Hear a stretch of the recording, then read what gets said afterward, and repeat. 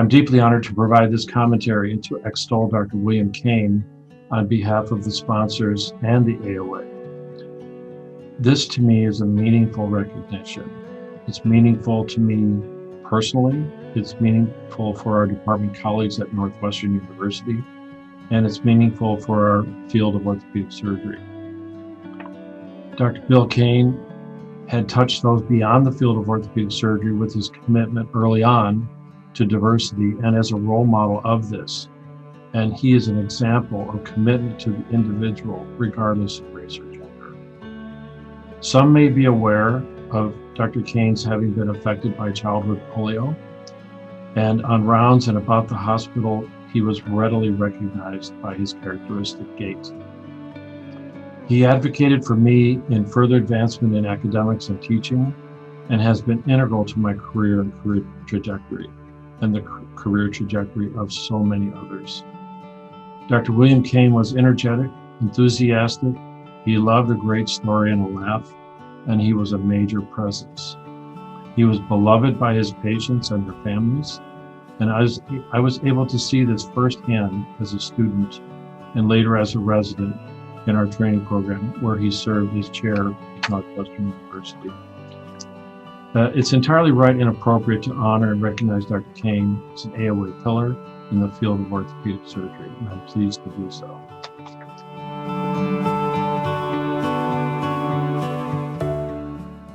Thinking about Dr. Kane in this tribute is that I never, in all the time I had contact with him, I was the first full-time African-American surgeon at Northwestern. But that never came into play. It never, Dr. Kane trained women in the early 80s, way before other programs had women in them. But what struck me when I reflect on it is that he didn't do it for any political reason or because it was a fad to include diversity and inclusion.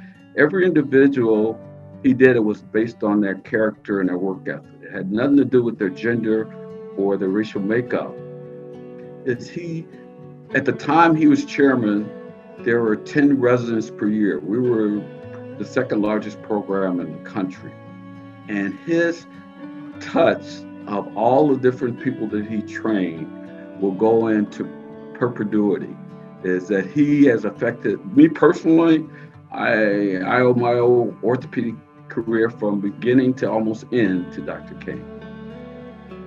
Dr. Kane, even though this is an orthopedic tribute, he was just a wonderful human being. And I reflect back on somebody that meant so much to me is that the last time I saw him was we had dinner, and he was actually almost apologetic and thankful that we allowed him to be in our life.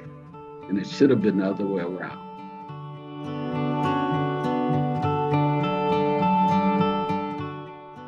He was a good judge of a person. And in regard to the residents, if he saw a resident in trouble, and he will bring on a service and find out what's exactly going on with him and coach him and get him in help. And he's helped a lot of residents in that way. If we had any disagreement and we will resolve in a few minutes, we never left the rooms without resolving it.